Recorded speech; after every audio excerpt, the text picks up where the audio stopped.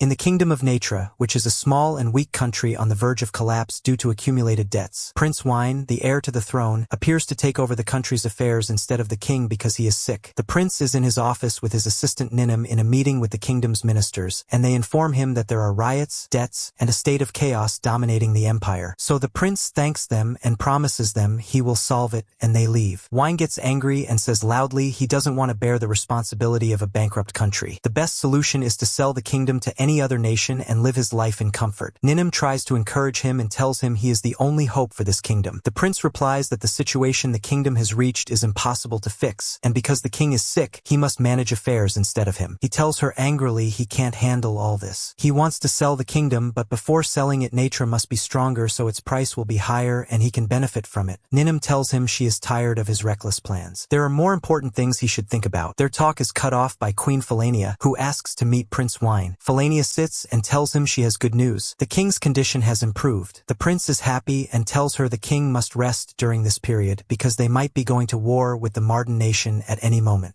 Falania is shocked and Wine explains to her that the king of Marden is looking for a weak kingdom that is easy to take over, and Natra now will be an easy target because of the circumstances they're going through. Falania replies that surely he won't allow them to do that, right? And continues saying she heard the officers and guards talking and how excited they are for the battle, and she tells him with full encouragement that she wishes them victory. Wine smiles and thinks about the battle. The next day, Prince Wine is on his horse in the battlefield and thinking to himself how to defeat Marden while Natra's forces are 6,000 against Marden's 7,000. The minister L'Oreal interrupts his thoughts and tells him, Your Highness, this will be the first battle for our soldiers after long training, and they are ready and waiting for the signal to attack. So he hopes he can support them with words to raise their morale. The prince agrees and moves to stand before the army ranks, and he begins to say words to encourage them, saying victory is not by number of soldiers but by intelligence and will, and he trusts their courage. The soldiers get excited and prepare for battle. On the other side, Orgio, the commander of Marden, stands with his soldiers, and he tells them Natra's soldiers are trying to discourage them. Minister L'Oreal gives the signal to attack. Wine has prepared a plan to lure the enemy between the mountains so he can scatter their large army and strike them with arrows. The battle begins and Prince Wine is surprised that his army is overpowering Marden. Orgio gets very angry and doesn't understand how Natra's army is this strong, and he receives news that the right wing lost control and needs support. Prince Wine is surprised that his plan succeeded. L'Oreal tells him everything is going as planned, and Wine replies yes, we use strong methods and Natra's army can't be compared to any other army. Their talk is cut by a soldier saying, Your Highness, there's pressure and we need reinforcement. So Prince Wine and Commander L'Oreal head to the war. King Orgio of Marden also comes out. L'Oreal advises Prince Wine and tells him we should retreat, our forces can't last long. But the prince refuses and escapes into the mountains, executing his plan, and indeed manages to scatter the army and lure Orgio deep into the mountains. Ninim appears with a group of soldiers, and she stands before General Orgio and tells him surrender and raise your sword. Orgio refuses to surrender and says he would never surrender to a woman. In the blink of an eye, Ninim cuts off his head and orders the soldiers to raise his head on a spear, and she warns the soldiers that no one should know anything about what happened. The soldiers raise General Orgio's head, and thus they win the battle. Prince Wine, the ministers, and Ninim gather and discuss what to do in Marden and how they can use it to their advantage. The prince says there are strategic locations we can use from the eastern region like a gold mine. The ministers are surprised by the prince's intelligence and say indeed we must exploit the gold mine, and that was our plan we were studying for a while. He explains to them the plan to attack the gold mine, but it's an initial plan not confirmed yet. The ministers agree with his opinion. At night, Ninim sits with Wine alone and tells him invading Marden is a closed deal, we need to think about what's next. He says if our army hadn't won he would have cancelled the plan. She asks him what to do now. He answers he can't think right now at all and needs to rest. Ninim insists that he decides now because there's no time. He gets angry and replies we must confirm the information about the mine so we can seize the mine easily before Marden's forces secure it, because they won't give it up easily. Ninim tells him words are easy but actions are hard. He says the situation has become mandatory, we must control the gold mine, there's no other choice. And on the next day, Prince Wine is in his office talking with Ninim and tells her, I am going to enter another battle with Marden so I can take control of the gold mine. Their talk gets cut by Commander Larkaram, who says, the man you asked for is outside, Your Highness. So the prince allows him to enter. The prince asks him, are you the one in charge of the mine workers, Durant? He replies yes, and this file has all the information you might need, Your Highness. The prince says, we'll see, and opens the file and gets shocked by the information. He asks him, are you sure about this information? He replies replies yes, but unfortunately the mine is empty. At the same time, Fuxtory, king of Marden, is sitting on his throne discussing with the ministers. He says angrily, how can a kingdom like Natra steal the gold mine? The finance minister Halonii replies and says we must answer this insult immediately. We lost the Bolta land with the mine, but we are ready to take it back again. And because of that, I think this is the role of General Gerard, and we send with him 30,000 soldiers to wipe out Natra completely. The foreign minister Medon objects and says if this number of soldiers leaves our borders will be exposed and we will be open to any attack easily. Halonii replies we will take the mine before they gather their armies, and I expect the matter will not take more than a week. On the other side, Prince Wine is sitting at his desk and Ninim comes in and notices he is upset. She tells him, despair is useless, think again and don't give up. Wine replies, yesterday we defeated Marden and I managed to take the mine and in the end it turned out worthless. And you want me not to be upset? She tells him, you must think of a solution and think of your old policy. Wine says with despair, policy, we must withdraw, that is the best solution. Ninim asks him, will we withdraw this easily? Wine tells her, no, we can't abandon the mine so quickly, that might destroy the kingdom's name. Wine suddenly stands up because an idea came to him and says we can bargain with Marden and make them buy their own mine, and as Durant said, the person responsible for the mine is Halonii, and he doesn't know the mine is empty, meaning no one in Marden knows either. Ninim tells him then we must prepare quickly and take all our precautions. Wine says, I am sure they will probably attack us with very great force. And on the next day Minister Laurel says to the prince, Marden's army is 30,000 soldiers while Natra's army is only 5,000.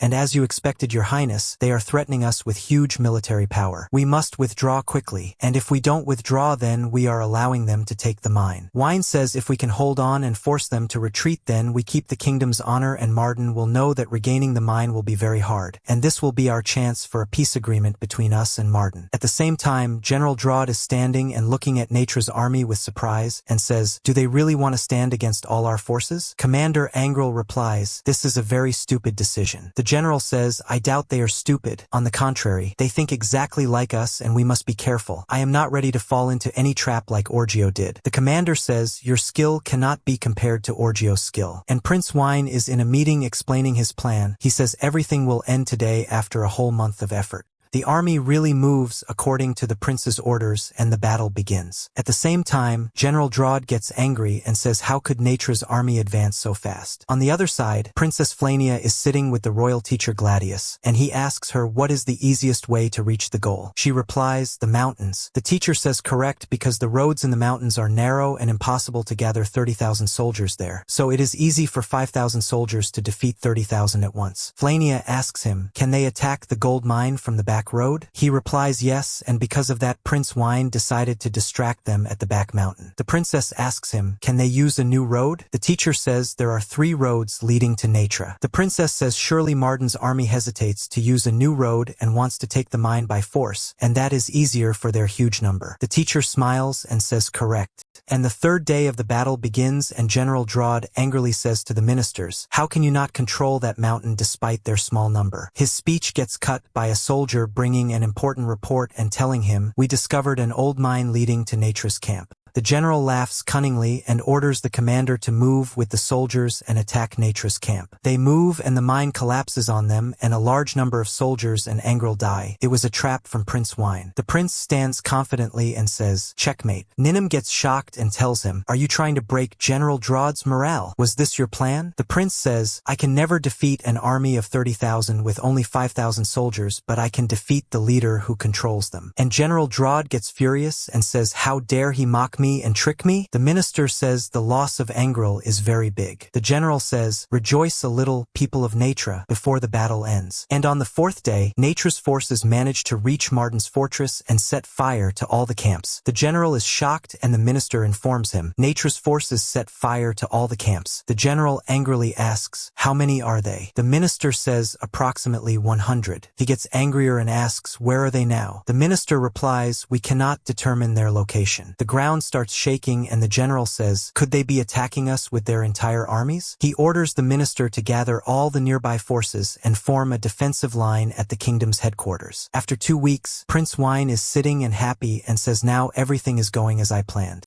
Ninim informs him that the supplies are decreasing. Thanks to the battles we succeeded in, they greatly affected the soldiers' morale and Marden's forces became weaker. She asks him, do you think they might retreat? The prince says, impossible because their loss is unacceptable and in just 2 weeks all the siege will end. Ninum says, I hope so. I am tired of the view of this mountain and this place. Their talk gets cut by the entrance of the commander informing them about a delegation from Marden's army. Logan, the commander of Marden's army, enters and says to the prince, I speak on behalf of General Gerard, your highness Wine. How dare your soldiers attack the general? A soldier gets angry and draws his weapon, but Prince Wine signals him not to interfere. The prince says, I asked you why are you here? Surely you did not come all this way just to provoke us. Logan replies, I am here to offer a peace agreement and I hope you allow me to explain all our conditions. First you must withdraw from the mine and surrender your weapons and release the country's residents. After that we will demand compensation for your unjust occupation of us. So what do you think, your highness? The prince refuses and says, you said you speak on behalf of Gerard, right? Logan replies yes, but asks why. The prince says, not important to know, but tell the general I wish him good luck. After 3 weeks, the general stands and says to the ministers we must attack them before sunset, and he signals them to attack. A message reaches the general from Logan, and it is his head. A soldier from Natra attacks him, and he gets surprised by the second soldier who turns out to be Prince Wine. The prince says confidently, I do not think we have met before, General Gerard. The general asks, what are you doing here? The prince says with confidence, I am here to take your head. The general tries to call for anyone, but Prince Wine tells him all your soldiers are busy fighting. The prince says, remember the mine tunnel. The general asks, you mean the death trap? The prince replies, yes, that one. I made the mine workers dig a parallel tunnel connecting the mine with the cave.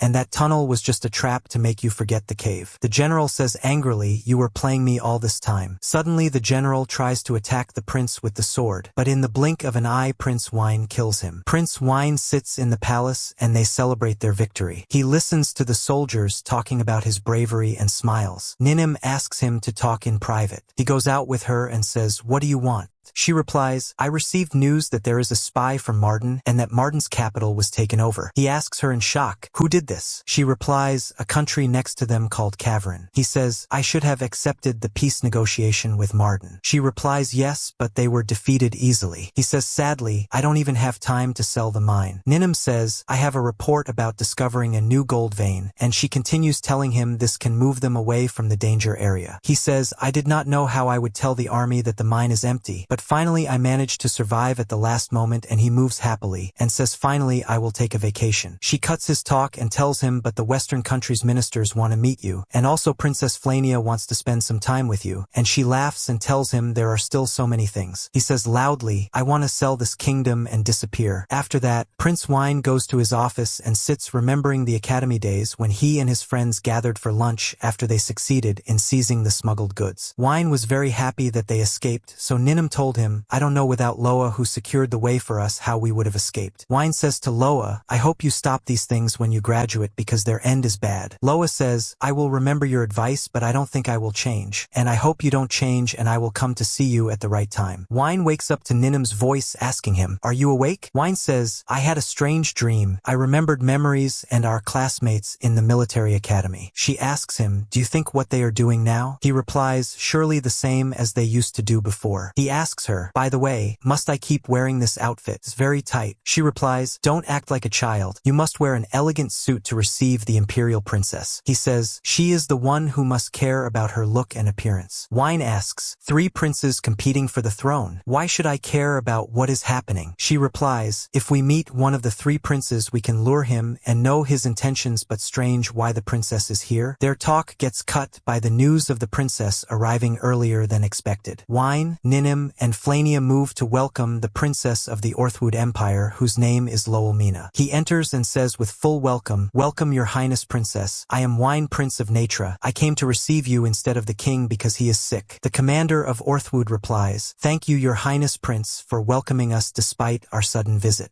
The commander starts introducing the princess to Prince Wine and says, we are here to offer the princess's hand in marriage to you. Everyone standing gets shocked. Princess Loa tries to control their shock and says, I am the second princess of the Orthwood Empire, and lifts the cover from her face. Prince Wine and Ninum get surprised when they see her face because she is Loa, their friend from the academy days. Princess Loa continues talking and says, a long time has passed since I last saw you. They agree to continue their talk after Princess Loa rests from the travel. travel. Prince Wine goes to his office and is angry and says, "Marriage? Surely this is a trap, I must be dreaming." Ninum replies, "No, not a dream." He gets angrier and says, "I didn't expect Loa to be the princess." She replies, "Well, why did she say back in the academy that she was just an ordinary person from the empire?" Ninum says, "She did the same as you did, meaning you two are alike." She tries to tease him and says, "Honestly, you two suit each other." Wine gets mad and says, "Stop joking," and asks her, "Do you remember that Loa and I were very strong?" She says, "Of course, how can I forget? We managed to return the smuggled goods and chase the thieves." He says, "All of that was Loa's thinking and planning." She says, "And you were sharing everything with her." He replies, "Loa is very smart. Impossible she came here just to marry. Surely she is planning something." At lunch, they all gather at the royal table. Princess Loa says, "I didn't expect to eat all this food in nature."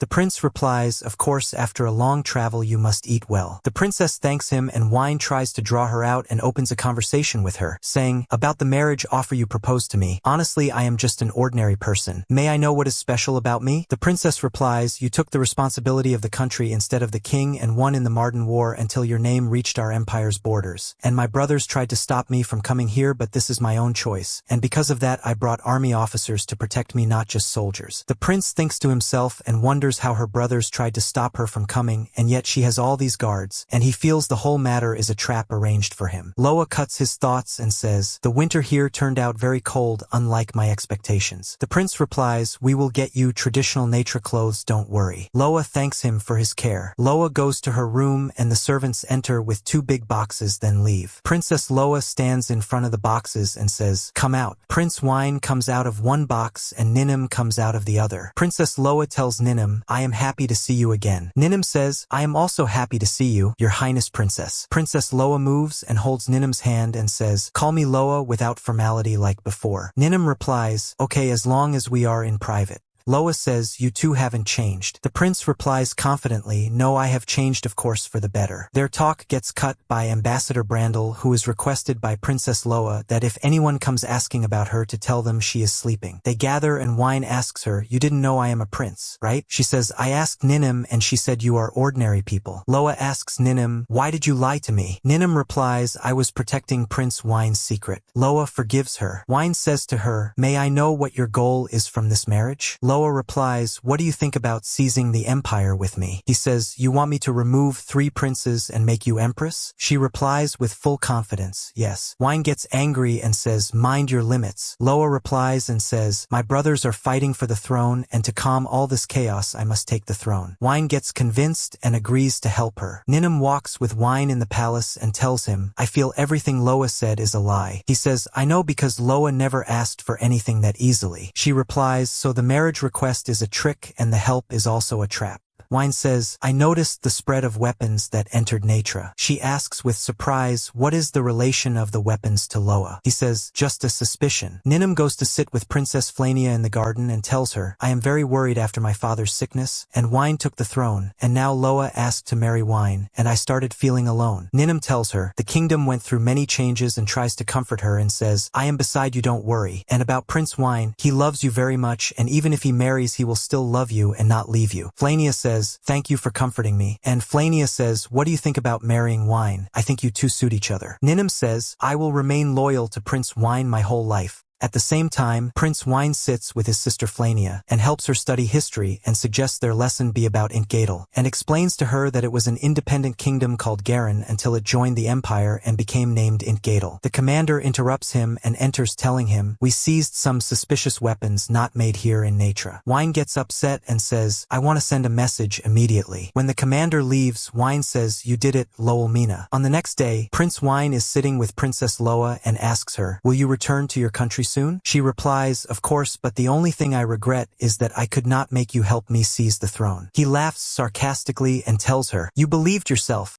I am sure you are planning something else." She replies, "No, that is just illusions. I came to see old friends only." He replies, still insisting, "You deny. I am sure there will be a rebellion among the alliance countries that the empire occupied, and you came here to stop that." She asks him, surprised, "What made you think that?" He says, "I saw your weapons here in Natra, and it was clear they were made in the West. and Natra for you was just a crossing point to use nothing more. But the small store you made is in your country for when war happens. She tells him, the weapons made in the Empire are the best weapons, but surely they will run out if my brothers fight over them. So don't you think it's normal I bring other weapons from the West instead? He brings her a record of the weapons he found and says surprised, but these were distributed equally. And I want to tell you, you can hide a small number of weapons easily but not this huge number. And after I looked into the records of the Empire's arms dealers, I knew the weapons were equally distributed among your 3 brothers. Surely that is to prolong the conflict between them, and probably that is to leave room for rebellion to spread in the Empire, and all of this was your plan behind the scenes to take the rule yourself. She asks him, if that's true, shouldn't I have warned my brothers about the rebellion and tricked them? He replies with full confidence, but you did that and they all ignored you. Loa gets surprised and Wine continues, of course, because you are a young girl and have no political influence, so you realized you couldn't rely on your brothers. So you bet on one rebel faction moving and you would get evidence to give your brothers so they believe you, and you paved the way for all this in Natra and Garen because the 2 countries are next to each other and because that is the place where the Marquis of Ingal is. Loa smiles and says, you have always been smart and I am no match for you. And she admits everything he said is true. She tells him,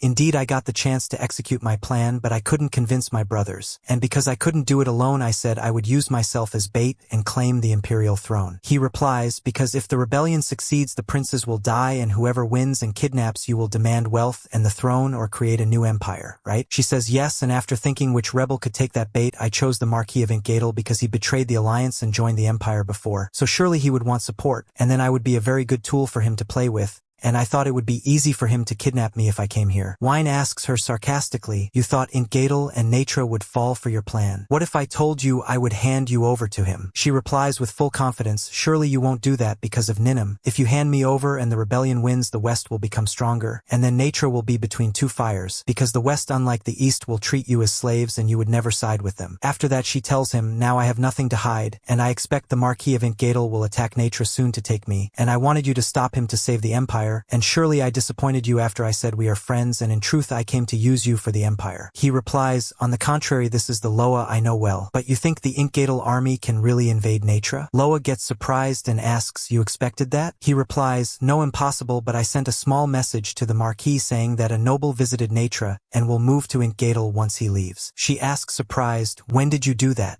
He says, naturally he would invade Natra because you are here, but if I go to him without any effort he won't need to attack us. So sorry, you will need another way to stop the rebellion because I won't interfere. Loa tries to keep calm and tells him, but you wouldn't be surprised if Ninum opens that door now and announces the invasion of Natra. He replies with full confidence, impossible, that would happen, and at that moment Ninum actually opens the door and tells him there is important news. Wine goes out and finds Grynal's brother from Ingal, who introduces himself, I am Gerard Ingal, and very happy to see you, your highness prince. Wine welcomes him and says, I am pleased with this visit, and asks him, may I know the reason for this sudden visit? Gerard says, I came because of my future wife Princess Lolmina, and asks, is she really here or are you mocking me? Wine tries to calm him and says, surely the princess needs to prepare first before she sees you, and I have prepared a special room for you to rest, and at night we will meet for dinner. Gerard calms down and goes to his room to rest. Wine goes up to his office very angry because Gerard came here, and finds Ninum standing, and she tells him, the way he looked at you I didn't like, and everything happening I don't like. Wine says, you are right, but thinking angrily ruins everything, try to think calmly. She says, I thought your message would reach them late, but it's good they didn't attack us. Wine replies, I didn't expect Greenwich to decide this fast. Ninum asks him, Loa is trying to put Natra against Ingal, right? Do you think she will try to ruin tonight's dinner? Wine reassures her that she won't do that, and that she will use Gerard and make him tell her about the rebellion. Ninum gets surprised she could go that far to achieve her goal. Wine continues and says, this is still not everything. There is a possibility she thinks Natra is on her side, and because of that she is serious about wanting to be empress. Ninum asks surprised, you mean she doesn't want to save the empire like she said? Wine replies, it's true she wants to stop the rebellion, but at the same time she wants to achieve her dream and rule the empire. Ninum says, but even if she makes Natra on her side, what will she do in the succession battle? Wine says, we don't even have enough power to intervene, but all she can do is say Natra Natra supports me. Ninum gets surprised and says, but Ingal no longer has a reason to invade Natra or fight it. No matter if they take Loa, it's over. Wine says, correct, and because of that Loa is trying to reverse the matter and make Gerard stop his father's rebellion. On the other side, Brandel asks Loa with surprise, do you really want to make Gerard stop his father's rebellion? Loa replies with full confidence, yes, and what will happen is the following. First, Gerard will discover his father's conspiracy while he is in a neighboring kingdom. Then he will tell the imperial princess about the conspiracy after they become close to each other. And once the princess knows, she will help Gerard eliminate the rebels. Brandel says to her with surprise, but our forces and Gerard's followers are few. Loa replies, yes, and because of that we will borrow Natra's forces. At the same time, Wine continues talking and tells Ninum, surely she is thinking of borrowing our army. But all this is nonsense and impossible to happen. I will never let our army get involved in this succession war. So all I will do now is support Loa in manipulating Gerard, but without giving her any soldier. Loa continues talking to Brandel, but maybe Wine is thinking of something else. Surely he thinks Gerard will really become my husband and wants to benefit from him, but I will surprise him and make him give me his forces. At dinner they all gather. Wine says to Loa, by the way, if you marry Gerard it will be very important for the empire, so I think you should announce your engagement suddenly, and he says to himself, go ahead, make a team with Gerard and crush the rebellion. Loa says to him, in that case you must come with us to the empire because you are the reason that brought us together, and she says to herself, I want everyone to see that I have support from Natra. Gerard feels from the way they talk that they know each other from before. Wine replies, yes indeed we met while we were studying outside the empire. Gerard asks him curiously, and how was your life in the empire? Wine replies, I spent all my time in dueling. Gerard gets impressed and says, me too, and asks him to show their skills in front of Loa. Everyone gets surprised and cannot believe it. Indeed, the sword duel begins between them, and Wine moves his sword toward Gerard, planning to just spar a little so as not to embarrass him and end the match in a draw, and Ninum is very angry because Gerard thinks he can defeat Wine. Suddenly Gerard stumbles and Wine accidentally strikes his sword and knocks it from his hand and wins. Everyone claps, so Wine throws his sword so they think it's a draw, but suddenly Gerard grabs the sword angrily and rushes at Wine, and Wine fears they will think he cheated, so he ducks to the ground to avoid the strike, but strangely Gerard cannot stop himself and breaks the window glass and falls from the balcony. Ninum moves quickly and checks his condition and tells them unfortunately he is dead. His father the king learns that he died in Natra's palace, and the commander gives him Gerard's sword and tells him the rest of the entourage who were with him got captured and one person survived and came to inform us. The king asks, where is the one who came to inform you? The commander replies, he was very tired, so we let him rest. The king orders him to know everything once he wakes up.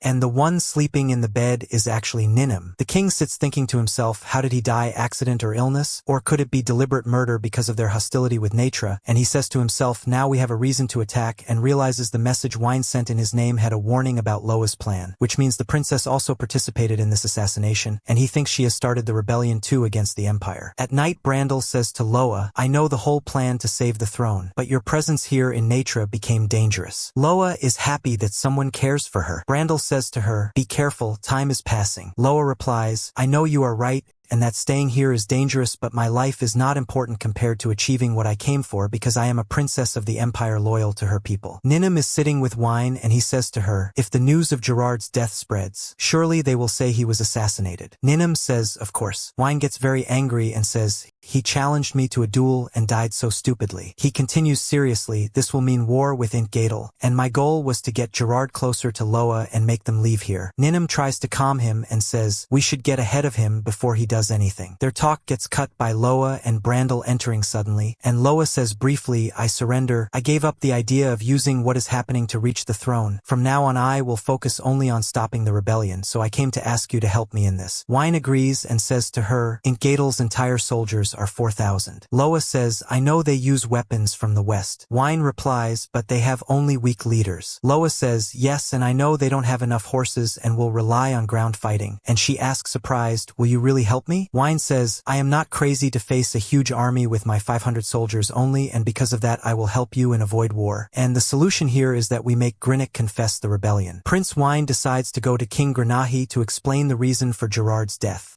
The king gets furious and orders his soldiers to attack Wine and his men. Wine says, I am here for another reason, not fighting. Grenahi says angrily, my son died because of you, Wine. Prince Wine says, we must sit and talk. The king sits with Prince Wine and says, I will get straight to the point. I know you are involved in the rebellion conspiracy. Grenahi gets shocked and Wine continues talking. If you want to kill me, here I am in front of you, and in the end justice will take its course. Grenahi says angrily, you came to threaten me in my own kingdom. Wine replies, no need for any worry. The source of this evil is dead now, and the biggest damage will be on you because Gerard's reputation is bad in the whole empire and everyone will believe he was the cause of everything and fell into Princess Loelmina's trap. And the last thing is that you will be accused of treason. But if you help me and present all the documents and evidence that prove the rebellion conspiracy and that you were involved in it, then the princess will lessen your punishment. She is waiting now in Natra, and my advice is ignore your pride and beg her. And don't forget that there are prisoners from Ingal with us and their fate is in your hand. The king surrenders and says, I will prepare myself and go to Princess Loelmina, but I need some time. Wine extends his hand to the king and says, don't worry, you are safe. Wine goes out with his soldiers to see where they will stay while the king prepares.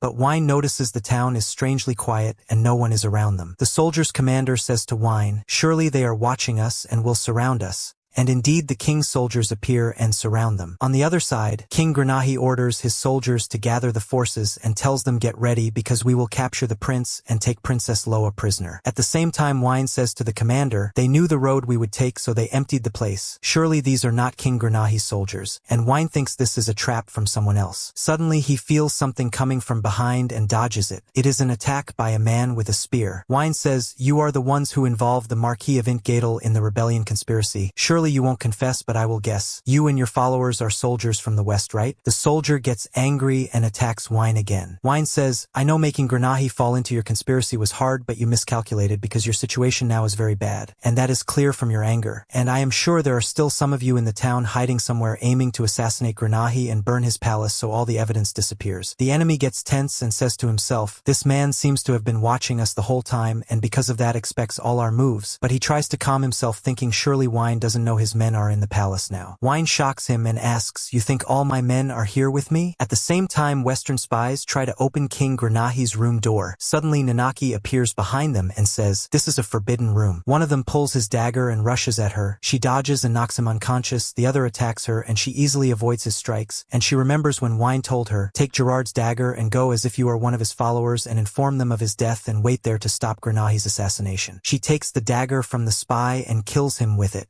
On the other side, the leader of the spies gets angry at Wine for ruining his plan, so Wine asks him, do you have time to continue this fight? The leader decides to kill him quickly and go to the palace to kill Grenahi himself. Wine replies, I expected you want to do that, and he rushes at him quickly with the sword, and with his other hand pulls a small dagger and throws it at him. The leader gets distracted and dodges the dagger, and quickly Wine cuts his arm with the sword. The leader asks angrily while in pain, since when do members of the royal family use hidden weapons? Wine replies, honestly I love trick methods because they are fast, and he asks angrily, want to continue? The leader orders his followers to retreat, and Wine orders his soldiers to let them go. Wine hears the sound of horses coming toward him, so he says to the commander, it seems Grenahi broke the agreement. And he tells his soldiers, I think we must escape now. At the same time Grenahi and his soldiers are coming fast and see Wine and his men from afar, so they increase speed to catch them, but suddenly they find themselves in front of a huge army. We go back in time and see Wine explaining to Ninim and Loa that he will try to negotiate with Grenahi, and if it fails then he will escape quickly, but impossible to reach Natra safely, and because of that he decided to place his forces on the road and the advantage will be his because Grenahi will come with few soldiers, since he thinks Natra's soldiers with Wine are few, and in the end he will be surprised that an army is waiting for him, and Wine says to them, but don't celebrate yet, the plan is not finished. I still have another surprise for him. We return to the present and Grenahi stands not believing what he sees, and suddenly hears the sound of other soldiers coming from behind him. He asks his soldiers whose banner are they carrying? One soldier looks and says, it's the Empire's banner, so Grenahi feels relieved and says, we are saved, but the soldier cuts his joy and says, but it's Princess Loa's banner. Grenahi gets shocked,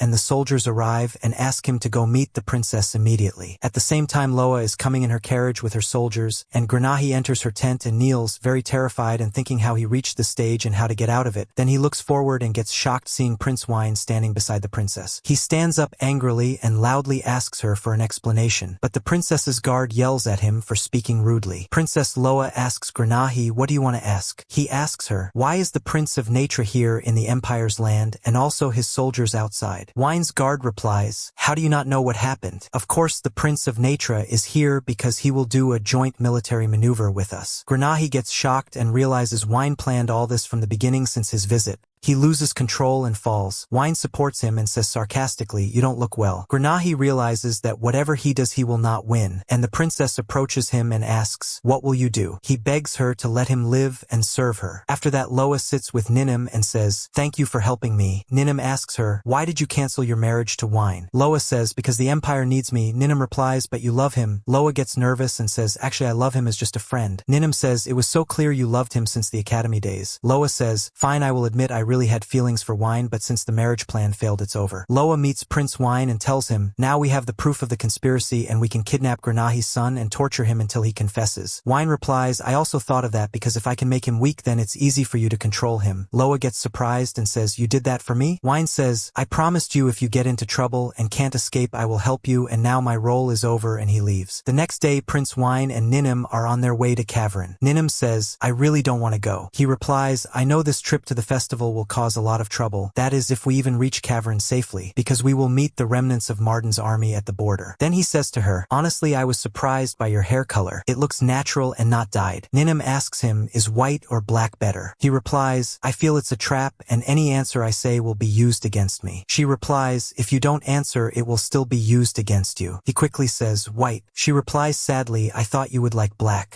He says, that's what I was afraid of. At the same time Princess Flania says to Claudius, you are from the west, right? Can you tell me about the Spirit Festival? He replies, it's a festival held every spring to celebrate the day the demon who tortured humans for years was defeated. She says, so they invited Wine to fix the relationship between Natura and Cavern. On the other side, Ninim gives advice to Wine and says, you must keep calm because of cultural differences. He replies, I am not that stupid. The commander interrupts and says, we will reach the gold mine soon. Wine replies happily, finally. At night at dinner, Wine says to the miner Thurant, strange how all the buildings damaged by the war got rebuilt so fast. The worker Thurant replies, yes, your highness the prince, we managed to extract a large amount of gold because we pressured ourselves at work. And now we are searching for new resources. Wine gets very happy. The commander says, if Hegel were here, he could have managed the mine carefully, but his retirement was unexpected. Ninim asks, what did you do with General Hegel? Wine says, surely enjoying farming now. Ninim gets surprised. In another place, a group of men appear and their leader says, is it true Prince Wine will attend the Spirit Festival? The follower replies, yes, this is confirmed information. He says, this is our chance to form an army. They agree on an attack plan. The next day, a group of bandits move behind Prince Wine's convoy. The commander tries to warn the prince and distract the enemy. Ninim bravely takes control of the carriage and says, disguised soldiers as bandits. Wine replies with full confidence, surely from Cavern or Marden. Suddenly the carriage will breaks. A group of Marden soldiers appear and attack the bandits and they retreat. The prince says to them, I am Prince Wine of Natura and I want to meet Prince Helot. Prince Wine really goes to Prince Helot's palace. A girl appears and says to the prince, I am Zeno and I speak on behalf of Prince Helot because he is sick. Prince Wine gets surprised and says, sick? She replies, yes, he was captured by the Caverinians when our capital fell. She asks, may I know the reason for your visit today? He replies, I was on my way to Cavern to attend the Spirit Festival. Suddenly Zeno raises the sword in his face and says, do you realize what you just said? He replies, I am telling the truth and mean no insult. He asks her, what will you gain if you kill me? Will the alliance break? You know Cavern's power, right? 20,000 and Marden's army 2 or 3,000. He continues, maybe give me a chance to help you because I will continue my journey to Cavern and I will need your help. Zeno says, I must inform King Helot first. They move on their way to Cavern and Prince Wine says to Ninim, come look, this is Cavern's capital. It's my first time seeing it, very beautiful. Wine meets with Zeno and Commander Raklam and says, tomorrow I will meet the King of Cavern and take Raklam and part of the soldiers with me, and Ninim will be responsible for finding all the information that might help us, and says to Zeno, you are free to choose to come with me or with Ninim. She says, I would like to go with Ninim. The next day, Prince Wine and Commander Raklam are in Cavern's palace. They meet two commanders who ask, you are from Nature Kingdom? And continue sarcastically, you look strange for this place, and leave. Wine gets suspicious and says to Raklam, who are those? I feel they are the bandits who attacked us, especially since one of them is injured. Raklam says, could it be them? Wine replies, I am not sure. They meet the King of Cavern, who welcomes them and says, I thank you so much for coming, Your Highness Prince Wine, and continues, I am the King of Cavern and I always wished to meet and talk with you, and now we finally meet. Please come to my office. Raklam asks, what do you think, Your Highness? Wine says quietly, no chance to refuse. At the same time, Zeno wants to attack Halonii and Ninim stops her, taking her to a place where no one can hear them. Zeno asks, what is this place? Ninim replies, it's a place no one knows except me, and I brought you here so no one hears us. And continues, the one you wanted to kill was a servant of Marden, and I know he betrayed you, and all of this for Cavern. Zeno gets angry and hits the table and says, if he hadn't betrayed Marden, none of this would have happened and my family would be with me. Ninim says, but killing him is not the solution and I won't let you do it.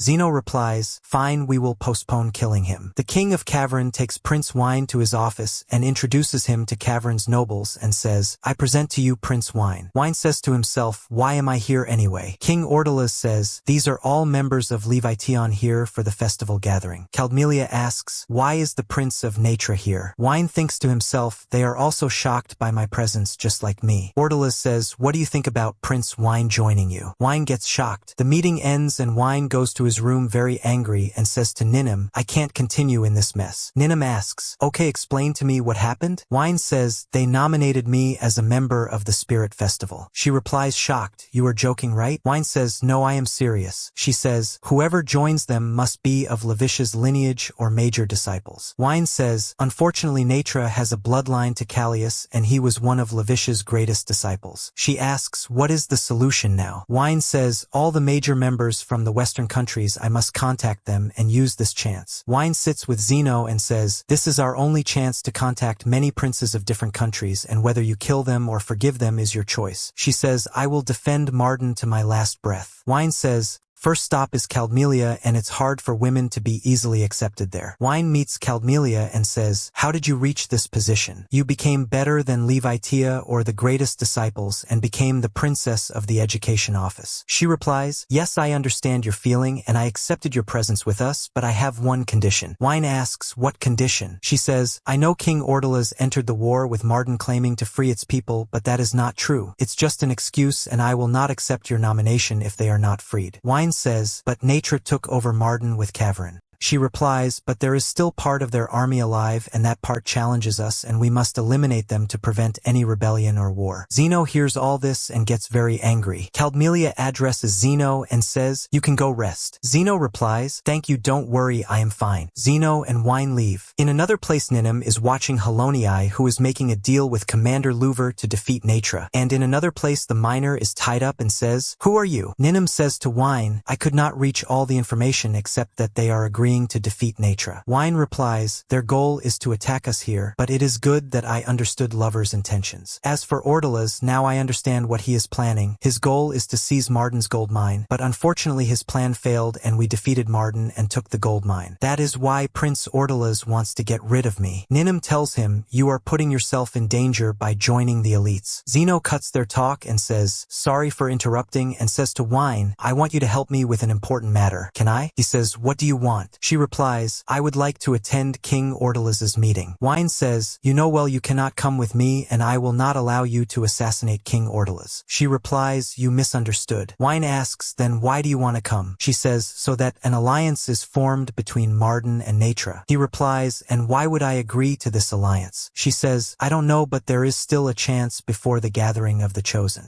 Wine replies, impossible for you to come with me. I do not trust you. Zeno says, you do not trust me? Please, I need one chance. He says, fine, you can come with me, but promise me you will not think of assassinating the king. Zeno says, I promise you. The next day in King Ordalas's palace, the king says, I wanted to meet you away from anyone. Halonii says, I was honored to meet you, your highness the prince. My name is Halonii. The king says, he is new in the country but one of the most competent officers and he worked in a special post. He continues, what did did you do, your highness, about the festival? Wine replies, they offered me some conditions before I joined them. The king says, very good. Now the king's popularity is decreasing and the festival must be completed quickly. He continues, if I had a daughter I would have married her to you, your highness the prince. Wine asks, is Brandel the princess of Cavern? He replies, I killed my treacherous wife because she did not bear an heir worthy of the kingdom. He continues, I want to ask you a request, your highness the prince. Wine says, what request? And thinks to himself, surely he will talk about the gold mine. His thoughts are cut by the king's voice saying, I want some of the soldiers you train in Natra. Wine asks surprised, may I know why? The king replies, I will use them for hunting because I heard you have a very large number of soldiers, and asks, what do you think about joining the hunt? The prince attacks and with one move throws a spear at the soldier who entered. Laurel comes in and says, I will watch the road, and throws a sword to Wine. Wine says, all this will end in the blink of an eye. The king stands and says in pain, what do you mean by your words? Wine replies, I know it is a difficult decision, but everything will end now. The king backs away in fear and says, I am one of Lavisha's great disciples. Wine stabs the king with the sword and the king dies. Wine looks at Zeno and she says in shock, I cannot believe you killed him. He replies, never mind, what will we do with Halonii? You can kill him yourself if you want, and he extends his hand with the sword. Halonii says in fear, forgive me please. Wine says, impossible, you agreed with Louver to kill me. He replies, no, that did not happen. Louver threatened me. I had no other choice. Suddenly Zeno grabs the sword and kills Halonii. On their way, Wine says, you can say that I killed them because of the disputes between us. Zeno says, I hope I earned your trust and made the right decision. Ninum replies, you scared me. How did you kill so easily? I cannot believe you did that. Wine says, the most important thing is to know the next step, what we will do. Ninum asks him, could they pursue us? He replies, surely, but before I left I set the palace on fire so we gain time and distract them and can move safely. They take a rest and Ninum asks Wine, what is the next step?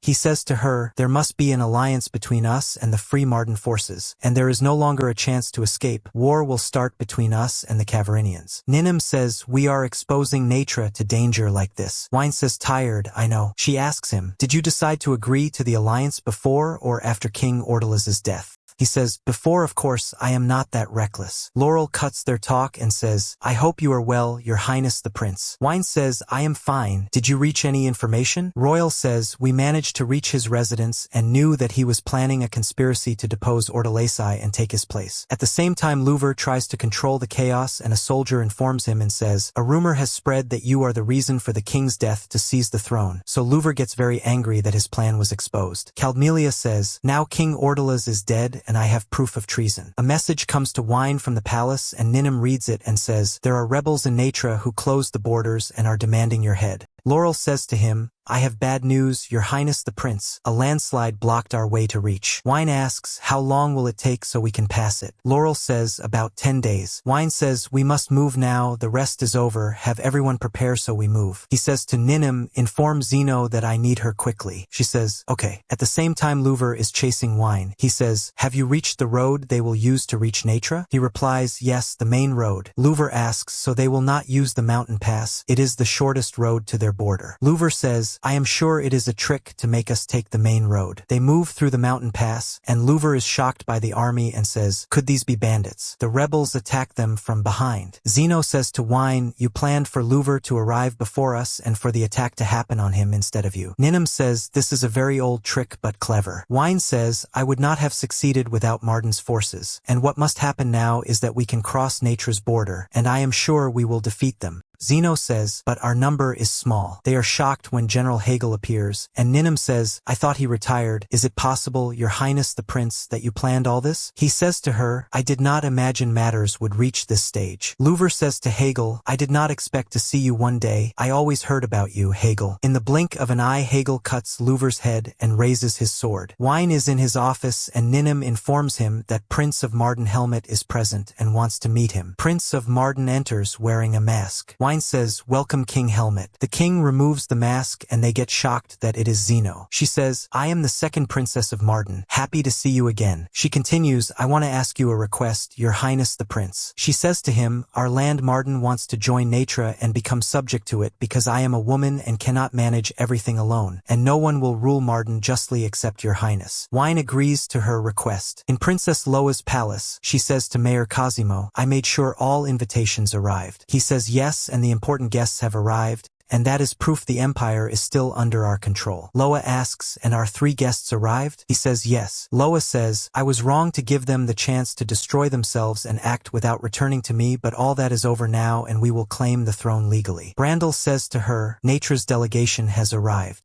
Loa says excitedly, I must welcome them. Brandel asks her, why welcome them yourself? It is just a small kingdom and someone may say you lower your rank to theirs. Loa replies, they are very important figures in the kingdom and I invited them to attend, and any welcome is to strengthen our ties with Natura, and the main reason is I want to see Prince Wine, and if he attends the celebration then our relation with Natura will be strong. Loa is shocked when she finds Flanina came instead of Prince Wine. Flanina says, thank you for inviting me, I am Flanina, I came instead of Prince Wine because he is very busy. At the same time Prince Wine is worried about Flanina and says, I am very worried, I hope Flanina is fine, I sent Ninim and Nanaki with her, I did not expect she would really go to Marden. He remembers when he was in the meeting and they said our kingdom was invited to attend the anniversary ceremony of the empire's founding, and the 3 princes and the princess will be there, and the heir to the empire will be announced. He wanted to know if his presence is important. A minister said there will be important figures, you must attend, your highness. Another minister cut him and said, but the kingdom could face danger in your absence. Wine thought to himself,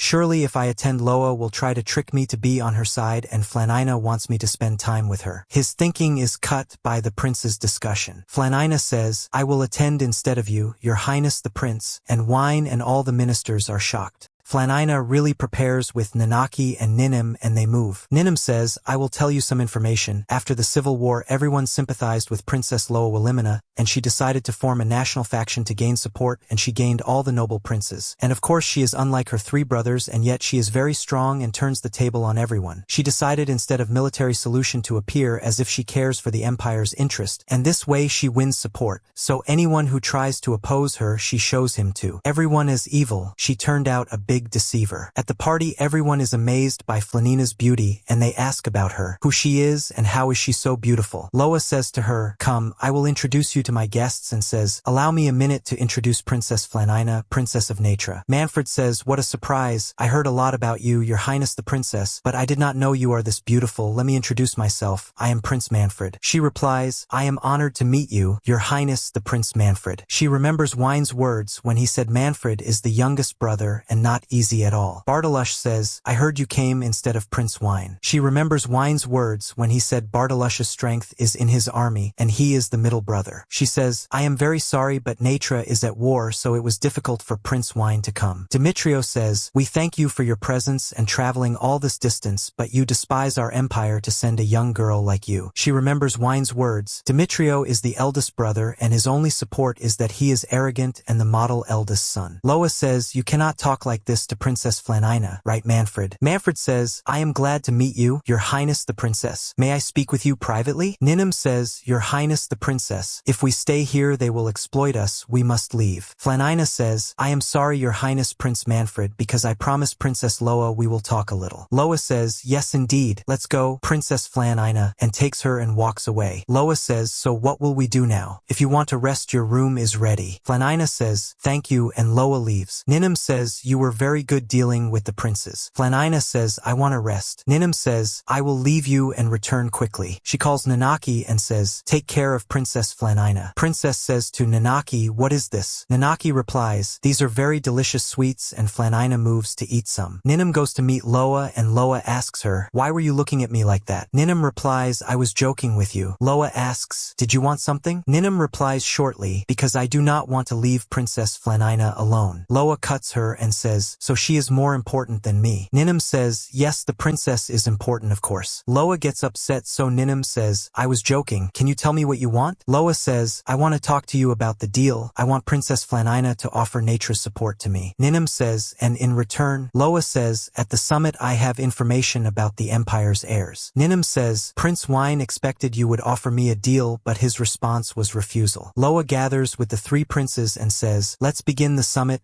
and we must discuss the future of our empire. At the same time, Princess Loa and Ninim are touring the city with the mayor, who says, this is the largest market here and it has all the food and economic goods. Ninim says, I cannot believe the mayor offered to take us himself on a tour in the city, but surely it is a trap to know information about Natura. They enter the merchants' council and Princess Flanina is shocked by the number of merchants and says, what is this place? The mayor says, this is the Citizens' Council, a place where all matters related to merchants are discussed, and general policies are discussed here. Flanina asks, so all these are common people? He replies, yes, and any decision discussed here is presented to the Empire's parliament. The princess says, so you help the people improve their lives and discuss all their problems, that's why they all care about the council. He replies, yes, and today's discussion is about building a water canal. Surely it is boring for you, your highness the princess. She says, no, I hope you allow me to sit and listen to them. He says, as you wish, your highness the princess. Somewhere else Manfred says, my brothers must know their place. How dare they claim the throne? And he breaks everything angrily. Princess Flanina sleeps and Nanaki says, it's the first time I see the princess this tired. Ninim says, because she was in the Citizens' Council. Ninim goes to Loa and a maid enters and informs Ninim that Prince Dimitrio is coming. Ninim brings Flanina and Dimitrio arrives and asks, what are you doing here, Princess Loa? Loa replies, I am here drinking tea with Her Highness Princess Flanina. Flanina asks, may I know the reason for your visit? He says, one reason, I have an offer for Natura. Flanina asks, what offer? He says, I want to marry you. Everyone is shocked and Flanina asks, what is the reason you ask to marry me? He says, the kingdom is in difficult circumstances and marriage will create an alliance between Natura and Martin. My goal is to strengthen ties and marriage is the solution. Flanina says, thank you very much for thinking about Natura. I will deliver your request and see my brother's response. He interrupts her and hits the table with his hand and says, I want an answer now because this marriage is in the Empire's interest and is not up for discussion. And since Prince Wine is not here, the decision is yours. He thinks that once he marries her, he will know how to torture her as he wants to take revenge on Wine. She says, I am sorry, I cannot make such a decision because I have no experience. He says, are you rejecting my proposal? I will make you regret it.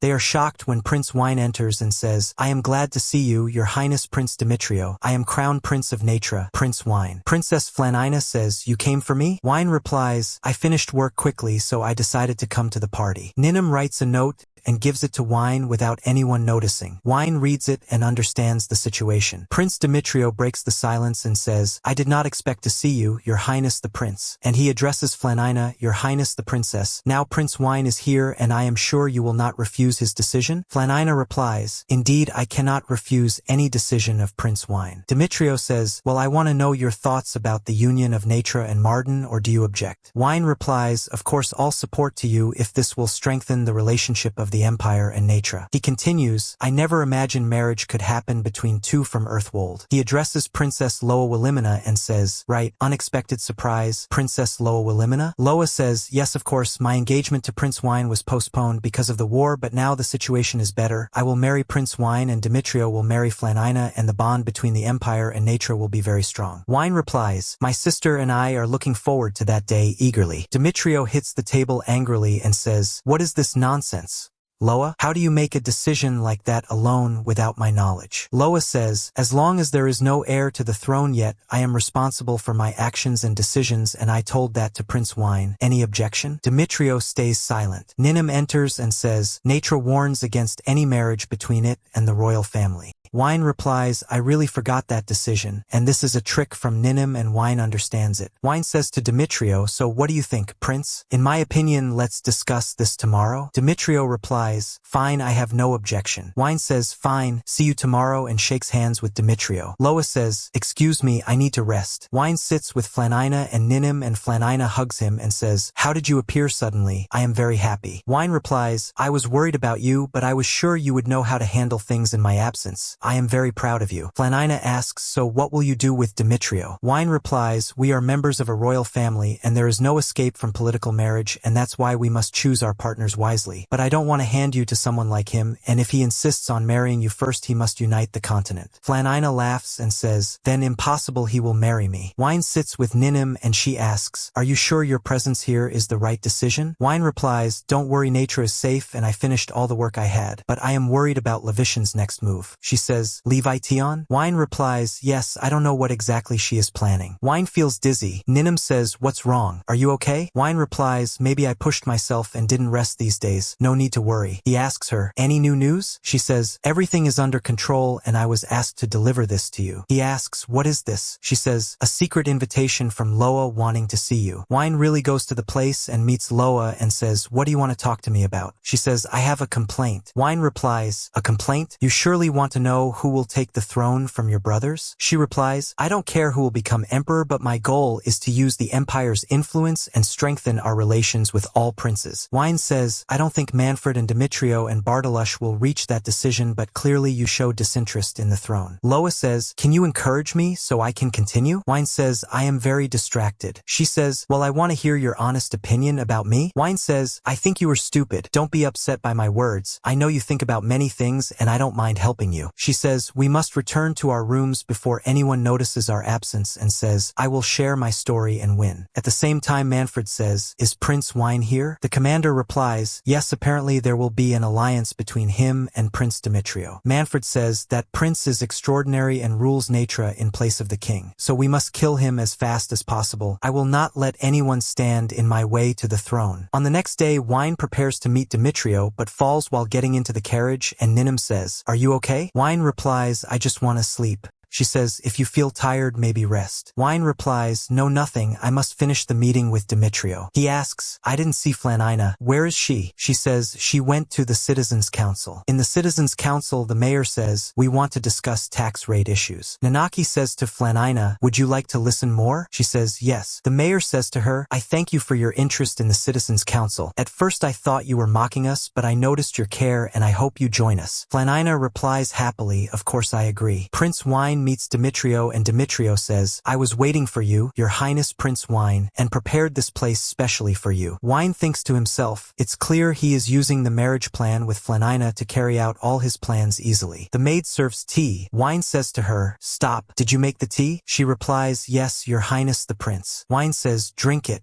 She gets scared and says with fear, me? But this is the best kind of tea and reserved for important guests. Impossible someone like me drinks it. Wine cuts her and says, I said drink. Demetrio laughs and says, you think the tea has poison? And he takes the cup and says, I invited you to continue our talk and you accuse me with silly things, and he drinks. Wine tries to stop him and says, wait, but Demetrio drinks before. Demetrio says, I hope you believe, Prince Wine, there is no poison. Suddenly Demetrio falls and the maid runs away and Ninim tries to catch her. Wine says, Ninim, we need a doctor quickly. After a while, Wine sits with Ninim and says, I want to know everything that happened while I was held for questioning, and of course Prince Demetrio, we managed to save him, but he returned to his palace until he recovers. Bartolush and Manfred denied the assassination attempt and said it is a conspiracy from Miltars, and they besieged the city with their armies. And regarding Flanina and Loa, they tried to control the situation and I was detained because I was in the suspect list. Ninim asks, and what now? Wine replies, we must return to Natra. She says, impossible, of course. He says, we need to make a plan to escape. The commander bursts into the room and Wine says, how dare you enter my room without knocking? The commander says, I am sorry, but there is no time, your highness the prince. Wine asks, what is it? The commander says, news came that the army raised Levition's banner and they are on their way to Miltars from the west. Wine is shocked. Caldmilia says, Miltars will finally be freed from occupation, and now I can say the holy war will finally begin, and I hope Prince Wine will be happy. Wine is angry and says, I was planning to escape. I have no time for a new war. Ninim says to him, Wine, can you calm down? He replies, how do you want me to calm down? Now there is a siege from the army and also Levition's army. Ninim says, the population of Miltars is 30,000 and it is impossible for the guards to keep all of them safe. Wine continues instead of her and says, and that makes it hard to intervene and the war will begin. We must escape. We are putting ourselves in danger. Wine feels tired and Ninim asks him, are you okay? He says, I feel exhausted, and he faints. Wine is on the bed and clear signs of exhaustion show, and Ninim and Flanina are beside him. Flanina gets up and Ninim asks her, where are you going, your highness the princess? She says, the Citizens' Council. Ninim says, no, it's dangerous for you. Flanina says, I know, but this is my duty. In the Citizens' Council, council they are discussing what happened in the empire and the official says, "We must ask for Philoton's help."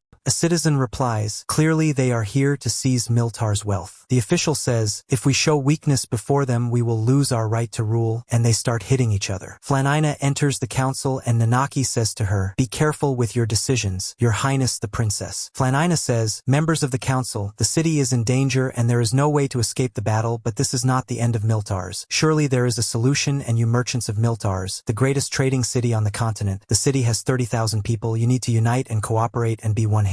Wine is still in bed and wakes up and says, "What happened?" Ninim is sleeping at the edge of the bed beside him. She wakes up at his voice and hugs him and says, "Wine, I am happy you woke up." He jokes, "I might faint again because of you now." She says sorry and cries and continues, "I don't know what would have happened to me if you hadn't woken up." He says, "Calm down and stop crying." Flanina enters and says, "Wine, I was very worried about you." He replies, "I am fine, don't worry." Flanina tells him about what happened in the Citizens' Council. All the people of Miltars move together to Levition and Flanina is the leader and Caldmilia is shocked. King Groir, king of Souljist, says to Caldmilia, "I am shocked, what will we do now? We are not ready to fight 30,000 people, we must retreat." She says to him, "King Groir, this is just a trap." Wine says to them, "I am glad to see you again, Caldmilia." Wine says, "Thanks to you we saved Miltars without any losses." Caldmilia says, "Helping the oppressed is our duty in Levitia and our duty is to save them from any injustice." King Groir asks, "So what is the situation now?" Wine replies, "That is a long story, but I know the mayor," and he asks them, "I have a question, your army defended us, but what is their position?" Caldmilia says, "They will be expelled and of course they will liberate the city." King Groir says, "Of course that was our plan." Wine says,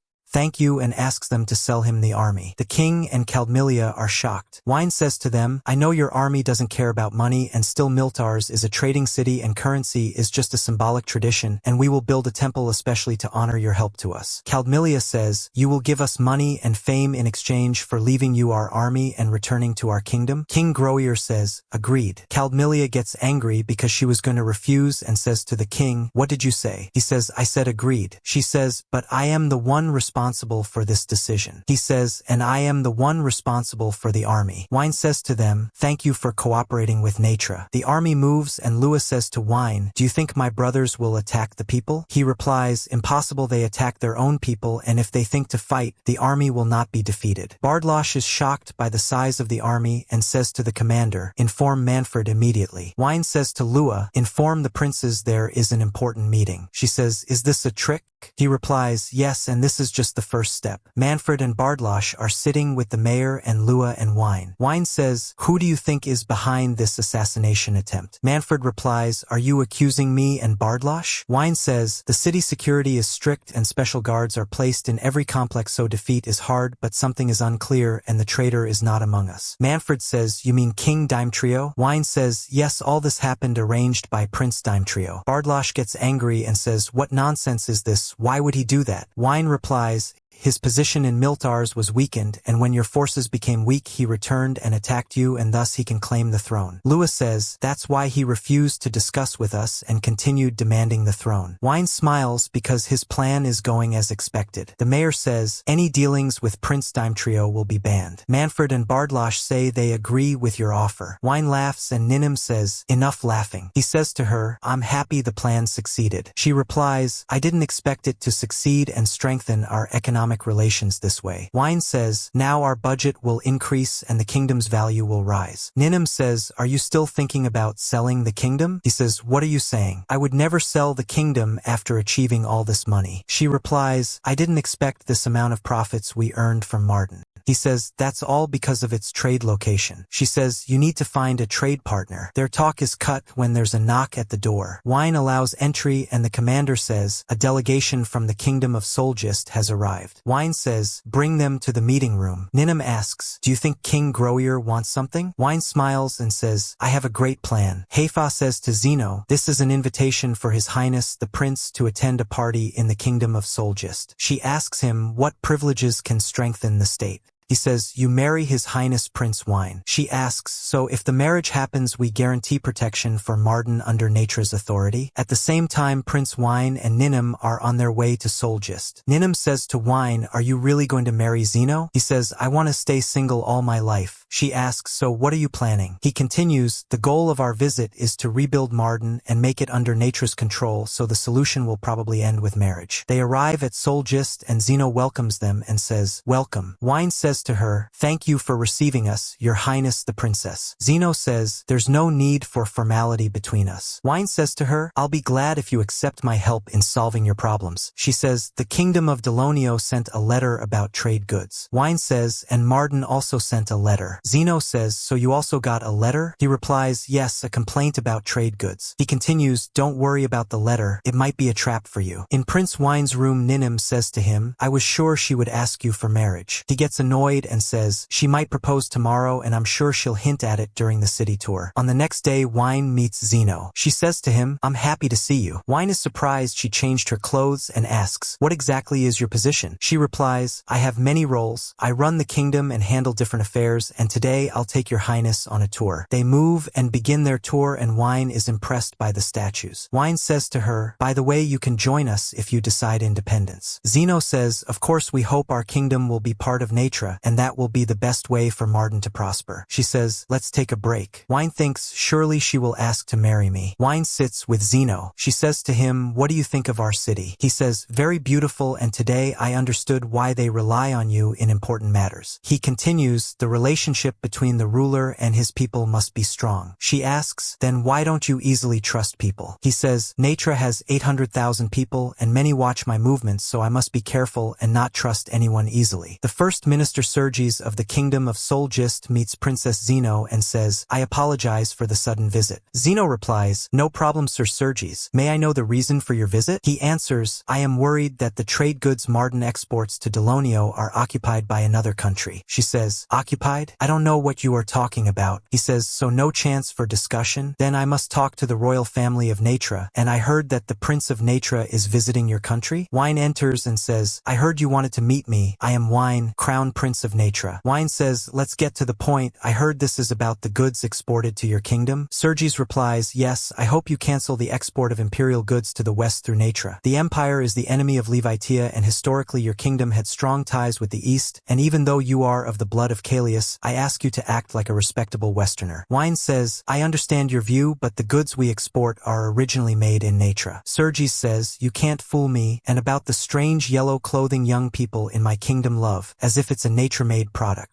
Wine says, do you think Nature cannot produce goods appealing to refined Western tastes? Souljist says, the matter is bigger than just trade goods because the empire sells to travelers passing through the Marden area, and as someone of Callias blood you know this is wrong because it insults us. Wine says, you have the right to say our policy causes you a religious problem, but you're not part of the holy elite to object to anything else. Anything more you want to discuss? Souljist says, I'll return to Souljist and discuss again. You'll regret this day. Zeno says to Wine, I'm sorry I made you listen to such nonsense. I didn't expect your presence, Your Highness. Wine replies, it's nothing, and good I learned Souljist's intentions, but I doubt this is the last time we see him. Wine arrives at Souljist and says, so this is the kingdom of Souljist, honestly beautiful. Ninim says, yes, it's a northern kingdom, but the port isn't surrounded by ice. Wine replies, yes, their trade is always active and they have open external markets, so Marden can benefit from new trade routes if it uses Souljist's sea trade. Prince Wine arrives at King Growyer's castle, and the king says, thank you for visiting us, Your Highness. Wine replies, I should thank you for inviting me to your kingdom's celebration, King Growyer. Growyer says, sure, we have an agreement about freeing Miltars, and I think we should use the time and continue our talk. The servants lift the king's seat and they move to the hall. They enter and Wine says, who is this? She says, I'm happy to see you, Your Highness Prince Wine. I am the daughter of King Growyer, Princess Tulchella. Growyer says, didn't I tell you to stay in your room until I greet my guest? Tulchella replies, but Prince Wine is talked about all over the continent and I had to attend the session and meet him. Wine thinks to himself, I must use Tulcella to my side. And he says, I'd be glad if you join us, Princess Tulcella. Tulcella says, allow me to explain the dishes we will serve. This is white fish and salad with irresistible taste. Wine thinks, looks delicious, and when he eats he really enjoys and says, this is very good. They serve the second dish and Wine is amazed by its look and shocked by its taste and thinks, I'm not here to eat. His thoughts are cut by the roasted pork dish. He finishes eating and returns to his room. Wine in his room says to Ninim, I feel stomach pain. She says, rest and you'll be fine, but I'm surprised Growier didn't talk about any issues. Wine replies, I'll talk with him again tomorrow. At the same time with Princess Zeno, Heifa says, a letter arrived from Prime Minister Souljist from Delonio. Zeno says, another letter? Heifa reads it.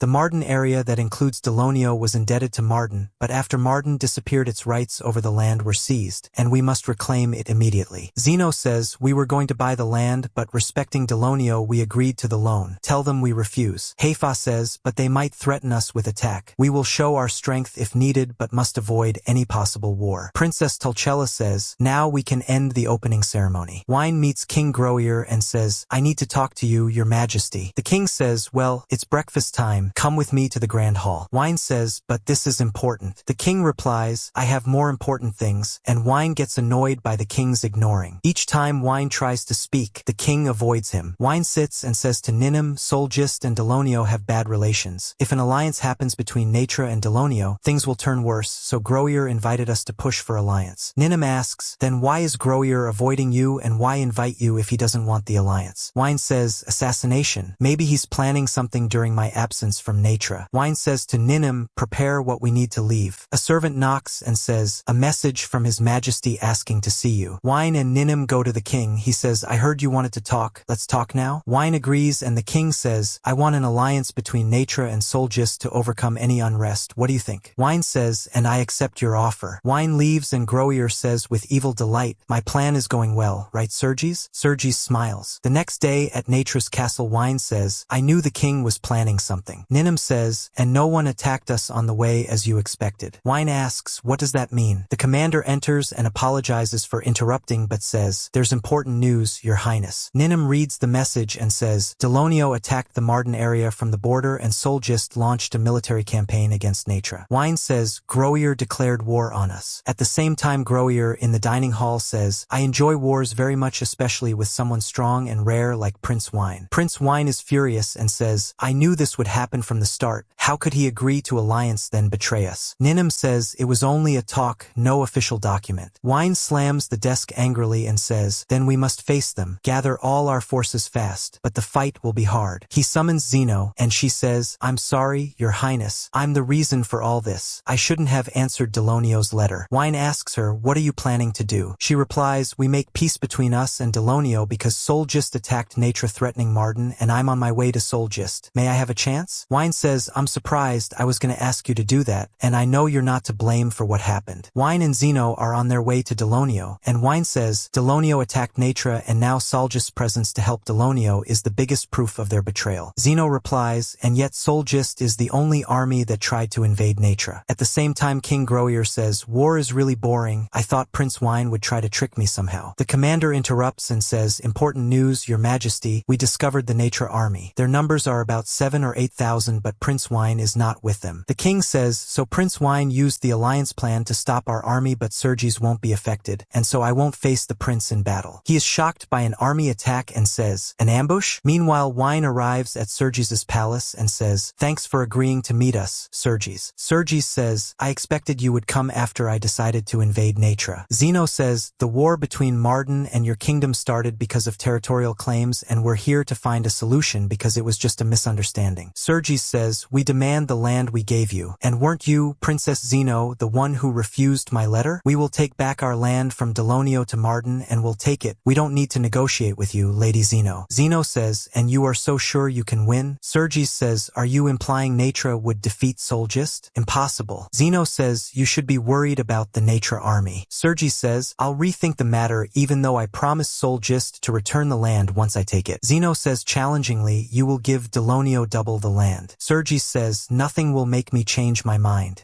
Wine says to Souljist, now it's my turn to tell you why I'm here. Souljist says, and what is the reason? Wine says, how about we go fight Groir? Meanwhile, King Groir says, the Natrons formed a defensive line. If they stay like that, my officers and soldiers will surrender, so there must be a surprise attack. A soldier reports the Natrons are withdrawing from their camp, and they rejoice thinking they have won. Souljist says, you want me to go fight King Groir? And why would I agree? Wine replies, Souljist's power is increasing, and that's what we feared. You will lose many soldiers in upcoming wars. Souljist says, I can't join you and stand against Souljist, but I could accept those fleeing your land and take them as refugees. Wine says, deal, and I'll send you 800,000 refugees from my kingdom. Souljist is shocked and Wine continues, as you know, Souljist's army is strong and will defeat Natra. I fear for my people and want a safe place for them. Souljist says, I can accept 100,000 or 200,000, but 800,000. Our kingdom isn't ready for such a huge number. Wine says, I expected you'd say that, but there's no other solution. Souljist says, then I'll have to use military force against your people. Many will die before reaching us. Wine says, can your army attack 800,000? Zeno is impressed by Wine's cleverness. Wine says, I did that with my people. I sent 30,000 from Miltars. Souljist says angrily, I could kill you right here. Their talk is cut by the commander entering and saying, we got news from the battle. The Natra army was defeated by Souljist. Wine says, as I expected, because Souljist's army is stronger. No time, they're probably on their way to our capital. Elsewhere, L'Oreal says, are you okay, Hagal? Hagal says, I'm very okay. L'Oreal says, good that you returned. Hagal says, the ambush plan the prince set was right, but we failed to kill the king. L'Oreal says, it's not easy to kill a man like that with one strike.